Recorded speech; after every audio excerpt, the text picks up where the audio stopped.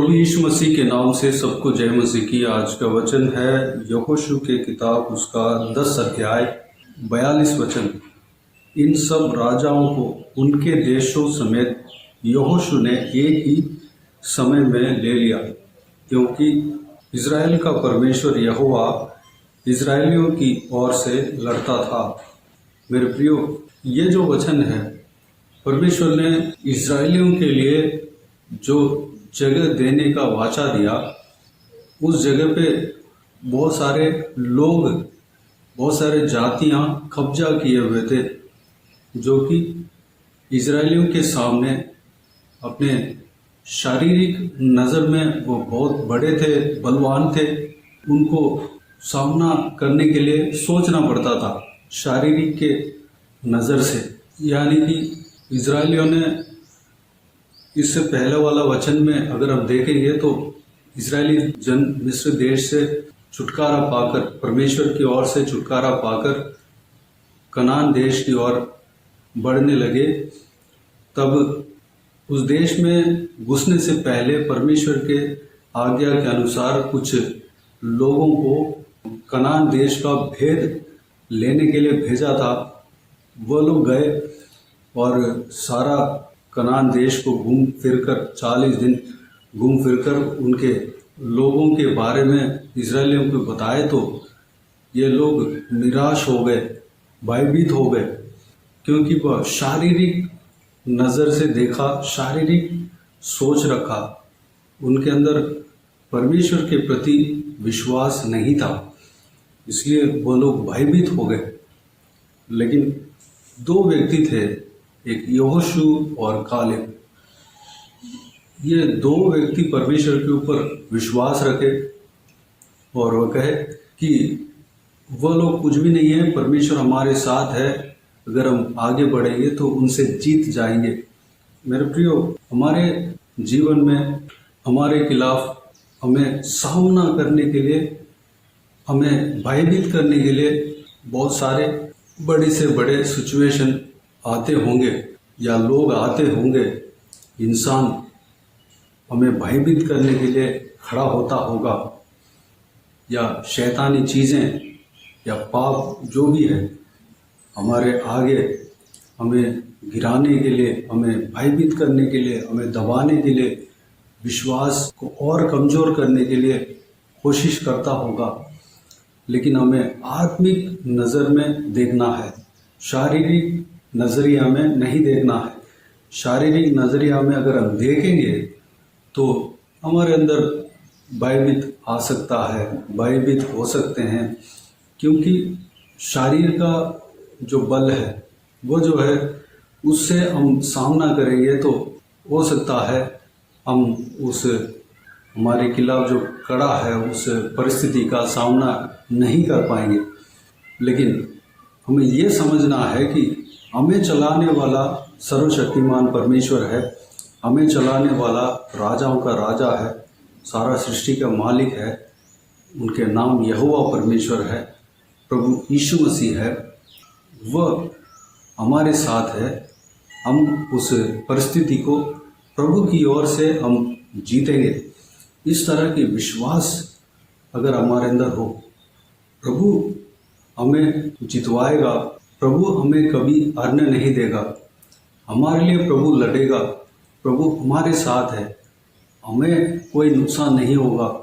इस तरह की हम परमेश्वर के प्रति विश्वास रखेंगे तो हम आसानी से कोई भी हमारे खिलाफ के कोई भी परिस्थिति हो, कोई भी इंसान जो शैतान की ओर से आते हैं हमें भरमाने के लिए, उस कार्य हो या कोई भी हमारे खिलाफ की बातें हों, हम आसानी से जीत सकते हैं।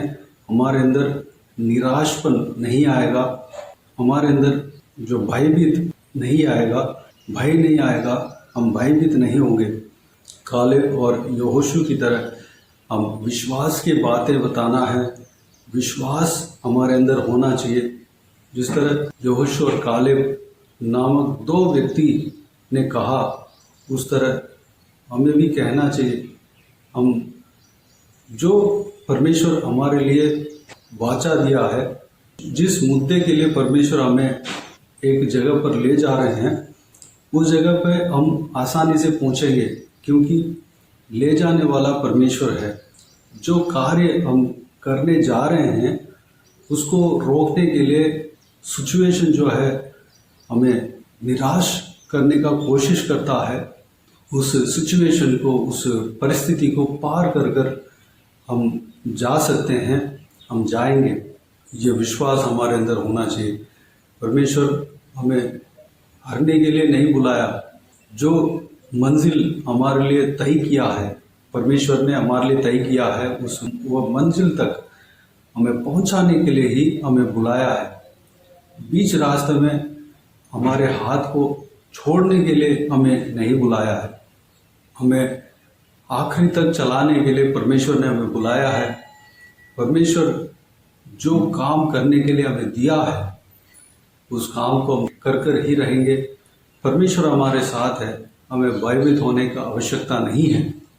यहाँ पर जो परमेश्वर ने इजरायलियों को देश, एक कनान देश को देने के लिए वाचा दिया है, उस वाचा को पूरा करते हुए इस अध्याय में हम देख सकते हैं, जो कि कनान देश में जो है अलग अलग जगह पे अलग अलग जातियां बसे हुए थे, क्योंकि इजरायली जन कनान देश में 420 साल तक वहाँ पर नहीं थे। मिस्र देश में गुलाम बनकर रह रहे थे, उसके बीच में ये लोग कनान में बसे होंगे। उनको हटाना है, उनको अगर हटाएंगे तभी जो इजरायली जन वहाँ पर बस सकते हैं।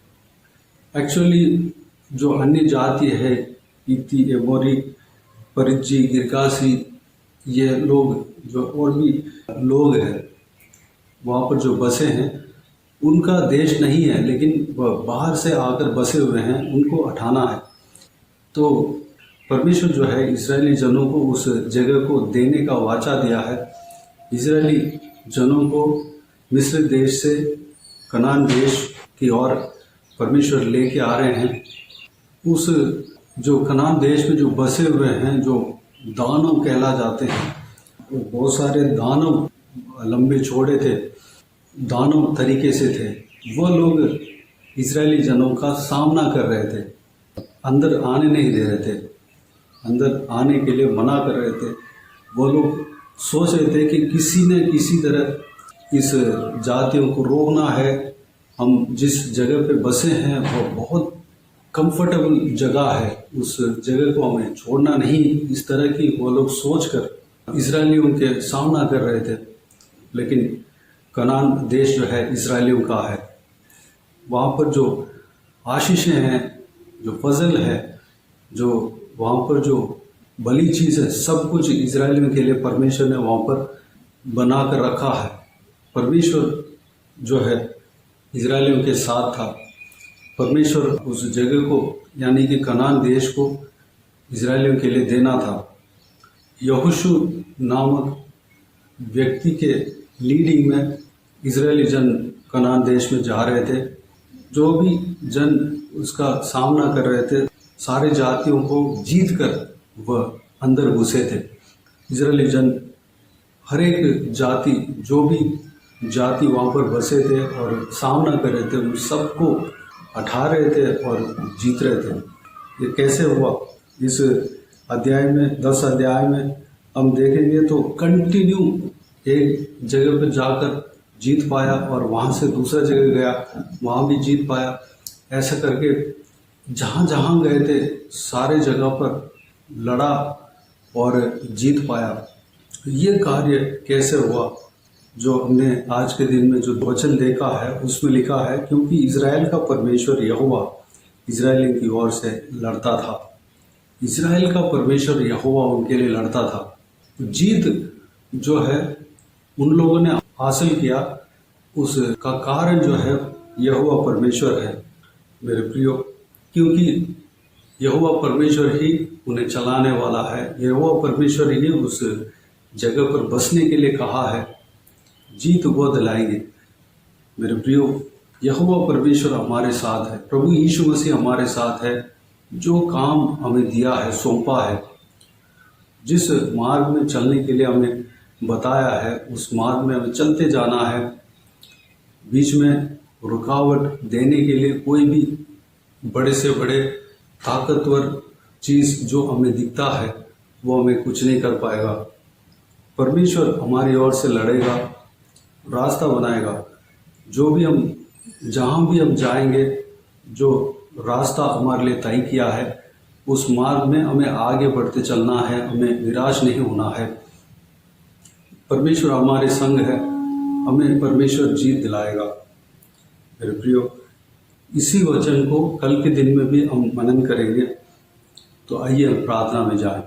प्यारे पिता दयालु परमेश्वर, आपको धन्यवाद देता हूँ आज के इस आपके बहुमूल्य वचन के लिए। आपको धन्यवाद देता हूँ परमेश्वर, बीते हुए दिनों में हमें संभाला, बचाया, सुरक्षित रखा। आपको धन्यवाद देता हूँ परमेश्वर, आपने जो वाचा दिया है उसको इजरायली जनों को आपने जो वाचा दिया है उस वाचा को पूरा किया है पिता। उस बात को हमने इस वचन के द्वारा हमने मनन किया है परमेश्वर पिता। जहाँ जो भी जगह आप देने का वाचा दिया, इजरायली जनों को देने का वाचा दिया परमेश्वर, चाहे वहाँ पर लोग कैप्चर किए हुए थे, अन्य लोग कैप्चर किए हुए थे, उनको हटाया परमेश्वर। उस जगह पे इजरायली जनों को जिस तरह आपने वाचा दिया उस तरह आपने बसाया परमेश्वर। आपने जो वाचा दिया उसको पूरा करने वाला परमेश्वर हो। जिस काम के लिए हमें बुलाया है उस काम को आप पूरा करने वाला परमेश्वर हो पिता।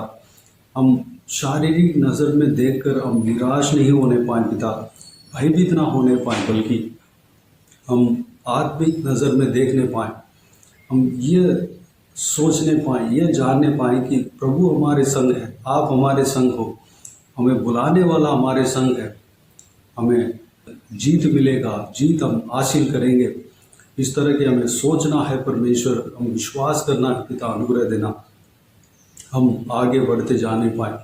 जिस मार्ग में चलने के लिए आपने कहा उस मार्ग में हम आगे बढ़ने पाए, अनुग्रह देना पिता। हमें आत्मिक बल देना परमेश्वर, सामर्थ देना, आत्मिक जीवन में आगे बढ़ने पाए परमेश्वर। धन्यवाद देता हूँ, विश्वास हमारे अंदर होने पाए।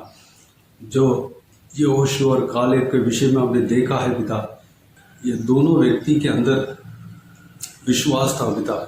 विश्वास के नज़र में वो लोग देखे थे परमेश्वर। हालेलुया।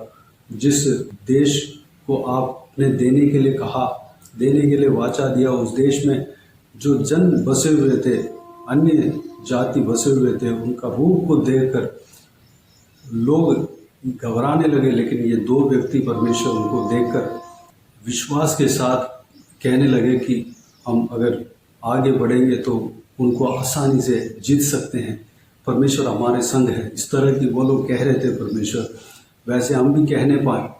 हम जो भी सिचुएशन जो आपके जो योजना के खिलाफ है उसको हम आसानी से जीत सकते हैं परमेश्वर, क्योंकि आप हमारे संग हो। इस तरह हम भी कहने पाए परमेश्वर, अनुग्रह देना पिता, विश्वास हमारे अंदर देना पिता। इस वीडियो को जो कोई भी जन देख रहे हैं परमेश्वर, हर एक का मन में विश्वास आने पाए पिता।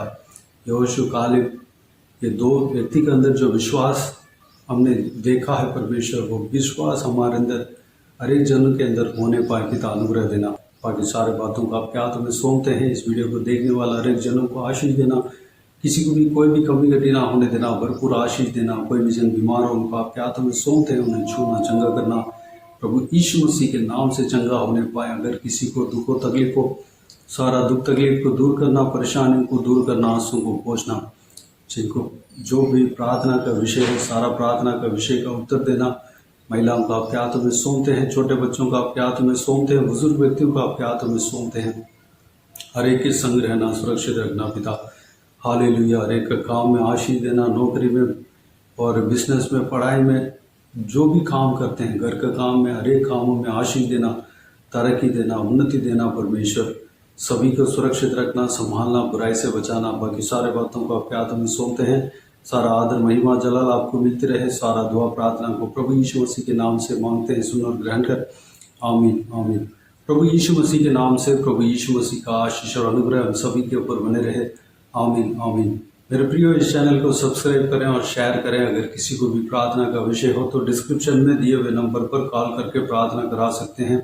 हम आपके लिए प्रार्थना करेंगे। आप अपने व्यक्तिगत प्रार्थना में हमारे लिए प्रार्थना कीजिए। इस सेवकाई के लिए, इस सेवकाई का उन्नति के लिए, इस सेवकाई में जुड़े हुए हर एक जन के लिए, हर एक आत्मिक उन्नति के लिए, तरक्की के लिए, आत्मिक आशीष के लिए, संसारिक आशीष के लिए, पारिवारिक आशीष के लिए प्रार्थना करें। प्रभु यीशु आप सबको आशीष दे। इस सेवकाई के द्वारा परमेश्वर आपके जीवन में कार्य किया हो वो भी हमें बता सकते हैं, ताकि हम सब मिलकर परमेश्वर को धन्यवाद दे सके, महिमा कर सके। प्रभु यीशु आप सबको आशीष दे। आमीन आमीन।